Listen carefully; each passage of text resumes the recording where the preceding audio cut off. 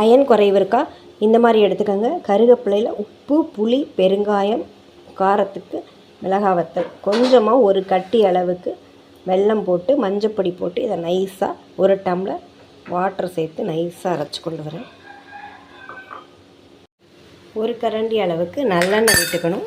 இதில் ஜீரகம், கடுகு ரெண்டையும் தாளித்து இந்த மாதிரி ஸ்மூத் பேஸ்ட்டாக இந்த அரைச்ச கருவேப்பிலை விழுதை இதில் ஆட் பண்ணிக்க போகிறோம்.